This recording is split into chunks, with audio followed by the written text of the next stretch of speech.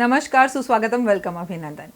मैं हूं doctor Y राखी। कैसे हैं आप लोग? कमेंट्स में जय माता दी जरूर लिखिए। आप लोगों की पोटलियों की पूजा लगातार चल रही है। अगर अभी तक आपने पोटली का ऑर्डर नहीं किया है, दीपावली सर पर है, तो पोटली का ऑर्डर कीजिए। लिमिटेड पोटलियां हैं जो हमें आपके घर पहुंचानी है ताकि आपका भाग्योदय जरूर हो। और पोटली के लिए आपको हमें अपना नाम, गोत्र और घर का जो सबसे बड़ा मुखिया है ना, केवल उसी का नाम दीजिएगा। उसके नाम से पूजा होगी और ये पूजा 9 दिन नवरात्रों में आपके नाम से होगी। लेकिन जो पूजा का सामान है वो अभिमंत्रित उस लक्ष्मी पूजा से ही हो रहा है जिसके दर्शन मैंने आपको करवाए थे। उसके बाद रामायण, उसके बाद सत्यनारायण भगवान की कथा। तो नियमित रूप से आपकी पूजा का जो सामान है वो लक्ष्मी के मंत्रों से अभिमंत्रित हो रहा है। ये पोटली बनाकर आपको दशहरे वाले दिन, 10वीं वाले दिन डिस्पैच की जाएगी, यानी कि कोरियर की जाएगी। आप चाहें तो बाय हैंड आकर भी, अगर आप दिल्ली में रहते हैं तो ये पोटली ले सकते हैं। पिछली बार की पोटली को आप निकाल कर अपने ही कबर्ड के, मतलब अपने ही घर की दूसरी अलमारी में रखिएगा। लेकिन इस पोटली को वहां रखिएगा जहां पर आप अपना धन, कैश और सोना रखते हैं। चाहें तो आप इस पोटली को घर के मंदिर में भी रख सकते हैं, लेकिन पोटली का ऑर्डर ज़रूर करें आप, क्योंकि ये पोटली धन बरसाएगी। हमने गणपति महाराज को बहुत अच्छे से मनाना है, क्योंकि इस बार गणेश जी आपके घर लक्ष्मी को लेकर ज़रूर आएंगे। इन 10 दिन में जब हम गणेश जी धरती पर हैं, उनकी पूजा कर रहे हैं, तो पोटलियों का सभी सामान पूजित किया जा रहा है, अभिमंत्रित किया जा रहा है। तो पोटली के लिए जल्दी ऑर्डर कीजिए इन तीनों नंबरों पर जो ऊपर बैनर में है। लेकिन जब भी आप पोटली का ऑर्डर करें, वीडियो कॉल कर मुझे देखें या ना देखें, लेकिन इस ऑफिस को ज़रूर देखें आप, ताकि किसी गलत राखी के हाथ में ना फंसे आप। जय माता दी। नमस्कार, सुस्वागतम, वेलकम, अभिनंदन। मैं हूं डॉक्टर वाई राखी। आप लोगों का स्वागत, अभिनंदन करती हूं। मैं हूं आपकी होस्ट एंड दोस्त। Believe in your Karma.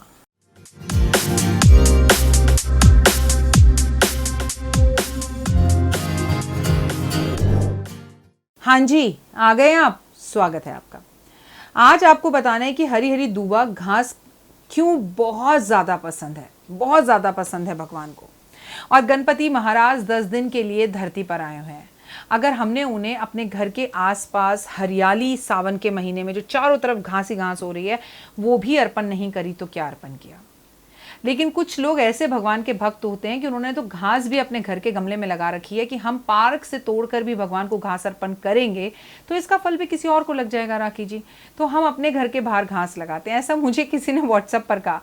वैसे आपको जानकर हैरानगी होगी कि उनमें से एक मैं भी हूँ। मुझे भी लगता है कि मैं इतनी मेहनत से सुबह 4 बजे उठ के भगवान के मंदिर जाऊँ और फिर मैं वो घास तोड़ूँ और फिर वो माला मैं भगवान को पहनाऊँ, और जिसने ये घास लगाई थी उस माली को और जिसके पैसे लगे उसको फल मिल जाए, तो फिर मेरी भक्ति तो अधूरी रह जाएगी। मैं अपनी भक्ति का फल ऐसे कैसे किसी और को दे दूं, है ना? मन में आता है ना। अगर इस भक्ति का फल किसी को लगना है तो इस YouTube परिवार को लगे, क्योंकि ये मेरा परिवार है और हम दिन भर साथ साथ चलकर पॉजिटिव हो रहे हैं। थैंक यू सो मच इतना प्यार और इतने पॉजिटिव मैसेजेस देने के लिए कि राखी जी, घर में सब सुबह जल्दी उठते हैं, घर का माहौल अच्छा हो गया, आपसे मिलने के बाद, आपकी वीडियो देखने के बाद ज़िंदगी में बहुत पॉजिटिविटी आई है, आपके बाद मैंने अपनी ज़िंदगी की सोच बदल दी। इतने अच्छे अच्छे कमेंट्स, इतनी अच्छी अच्छी बातें जो आप लिखते हैं वो मुझे बहुत अच्छी लगती हैं। और एक सच बताऊं, आपके लिए एक छोटे से कमेंट्स है, लेकिन मेरी एक हिम्मत, मेरा एक जज्बा बढ़ता है कि मैं और बेहतर करूँ और बेहतर करूँ। जैसे कि अभी हम गणेश जी की सीरीज़ पर बात कर रहे हैं।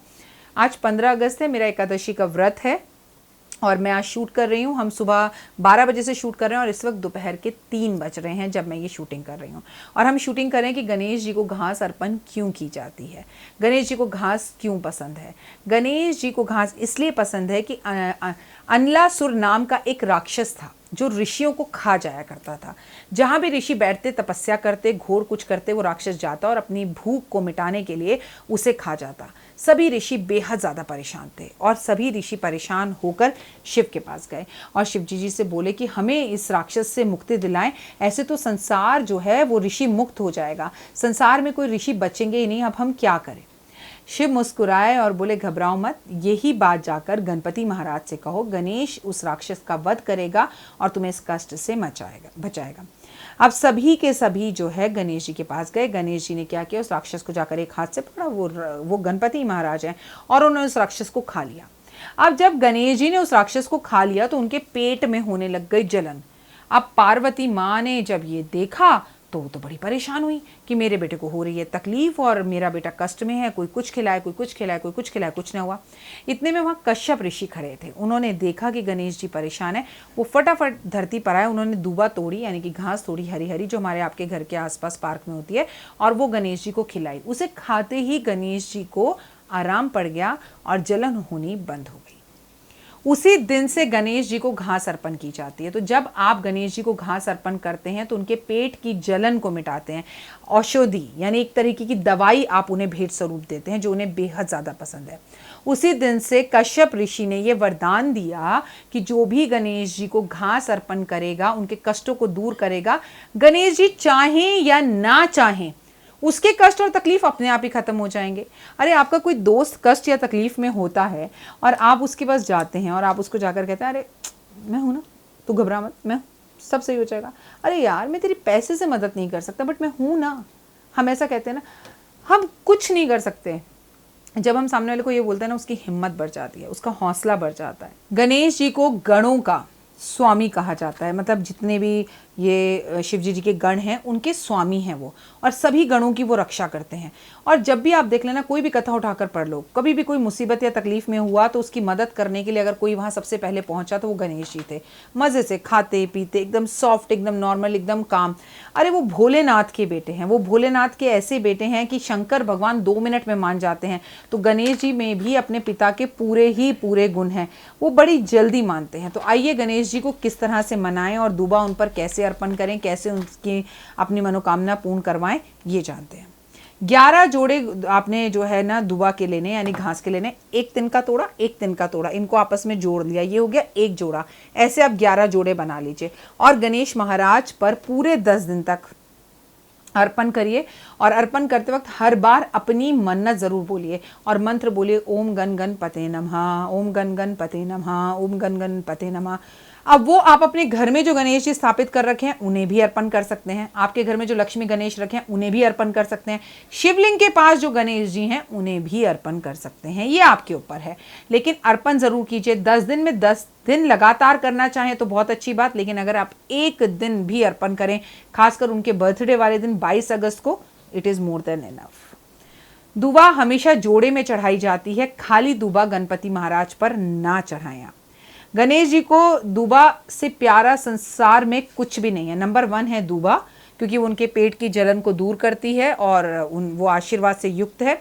और गणेश जी एक ऐसे देवता हैं जिन्हें कोई भी श्राप नहीं लगा हुआ। हर देवी देवता को कोई ना कोई श्राप लगा हुआ है, लेकिन गणपति महाराज श्राप मुक्त हैं। तो उनकी पूजा से वो जल्दी प्रसन्न होते हैं। और गणेश जी की पूजा की जाए और घास अर्पण की जाए तो सारे वरदान कश्यप ऋषि के वरदान की वजह से, गणेश जी आपको वरदान दे ना दे, उनके पेट की जलन खत्म होते ही आपकी मनोकामना पूर्ण हो जाती है।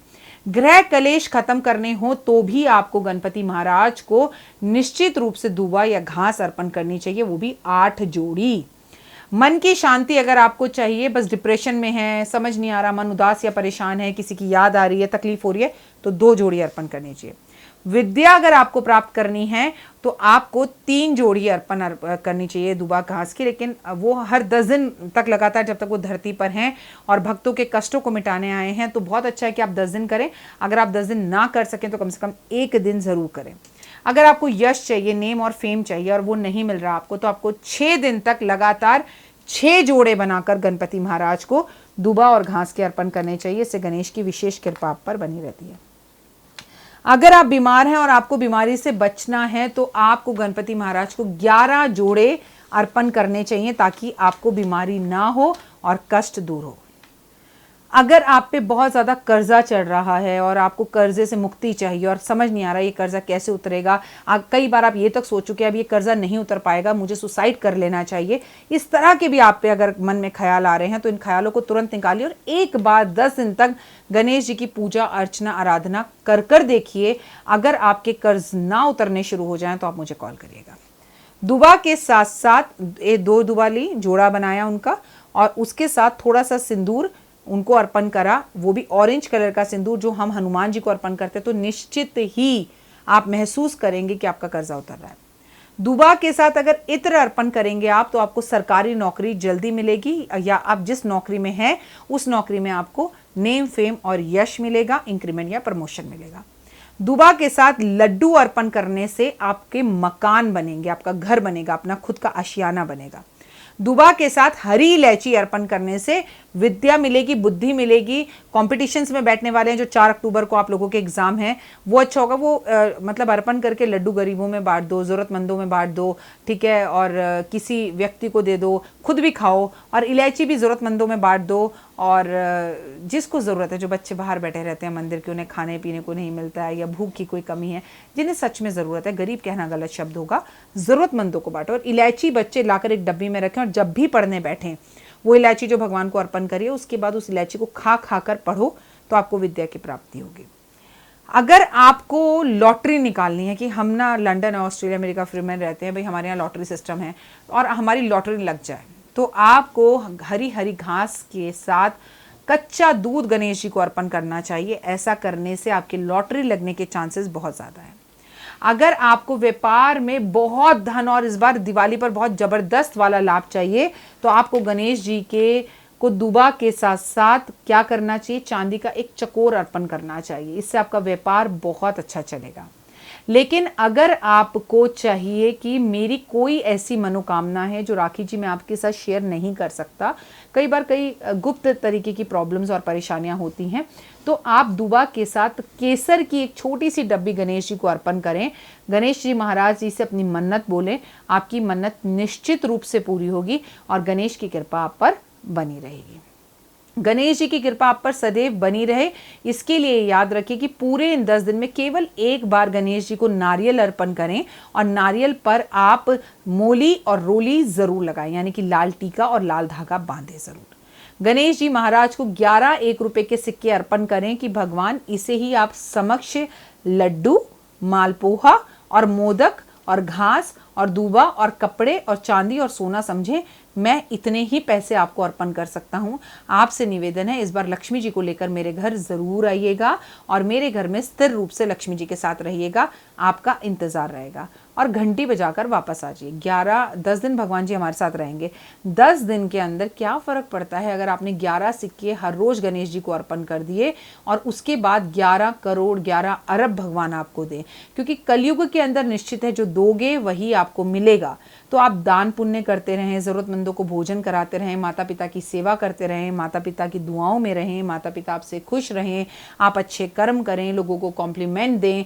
जो देंगे यूनिवर्स आपको रिटर्न में वही चीज़ें देता है। तो बस एक मुस्कुराहट दीजिए, मुस्कुराते रहिए और मुस्कुराहट देने से आपको हर वो चीज़ मिलेगी जिसकी आप कामना करते हैं। गणपति महाराज इस 10 दिन आपके पास धरती में, आपके घर हमारे साथ रहने वाले हैं। उनको हर एक वो चीज़ दीजिए और उनसे हर एक वो बात शेयर कीजिए और बोलिए जो आप उनसे चाहते हैं। उनके आगे बैठकर भजन कीर्तन करना, नाचना गाना उन्हें बेहद ज़्यादा पसंद है। हर इंसान बड़ी बड़ी चीज़ें नहीं कर सकता। भगवान भक्ति भाव के भूखे हैं। आप नाच तो सकते हैं, भजन तो बोल सकते हैं, गा तो सकते हैं, उनको रिझा तो सकते हैं, उनके जन्म पर खुश तो हो सकते हैं, उनकी माँ को उनकी तारीफ़ें तो कर सकते हैं, बढ़िया बढ़िया गणेश अतर्व का पाठ तो कर सकते हैं, गण गण गण मंत्र, बीज मंत्र बोल सकते हैं, ओम गण गणपते नमः बोल सकते हैं, वक्रतुंड महाकाय सूर्य कोटि समाप्रभा ये तो बोल सकते हैं। हमने आपको अपनी वीडियोज़ में कुछ मंत्र शेयर करे, आप वो मंत्र तो बोल सकते हैं। करना चाहें तो आप बहुत कुछ कर सकते हैं। बहाना और एक्सक्यूजेस मत दीजिएगा, क्योंकि गणेश अगर मान गए तो वो ही लक्ष्मी को लेकर आएंगे। आते ही गणेश जी लक्ष्मी के आने से पहले सबसे पहले हैं इस चतुर्मास में कि कौन कैसे इंतजाम में है अपने घर के, कौन कैसे मना रहे। सबसे पहले गणेश जी आते हैं, फिर हमारे पितर आते हैं और दोनों आशीर्वाद दे जाते हैं। फिर आती है हमारा भाग्य, सौभाग्य, हमारी लक्ष्मी।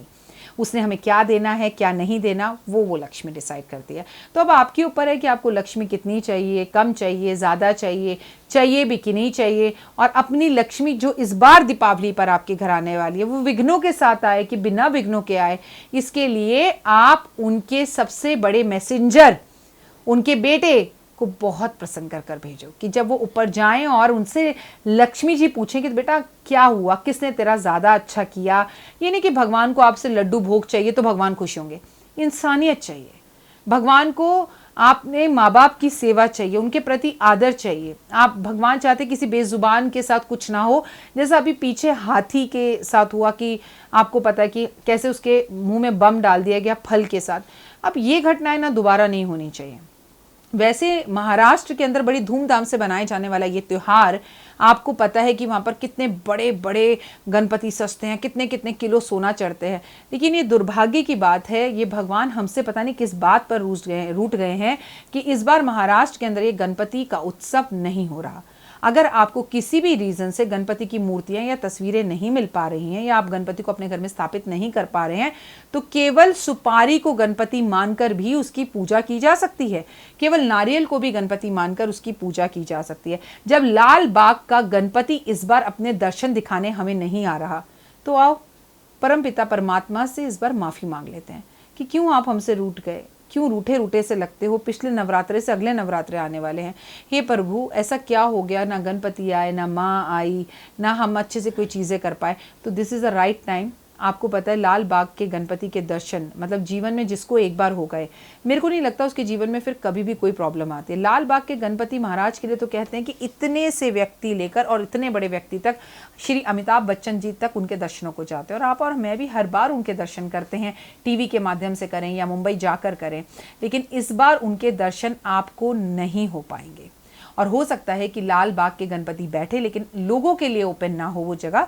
अभी कुछ भी जो है गवर्नमेंट की तरफ से ओपन नहीं हुआ है, तो हो सकता है कि गणपति जी के हमें दर्शन हो, तो ये हमारा भाग्य। तो इस बार आप देश और दुनिया के लिए सबसे पहले भगवान से माफ़ी मांग लीजिए कि सृष्टि में किसी से कुछ तो भूल हुई है, और वो भूल हम इंसानों से हुई है।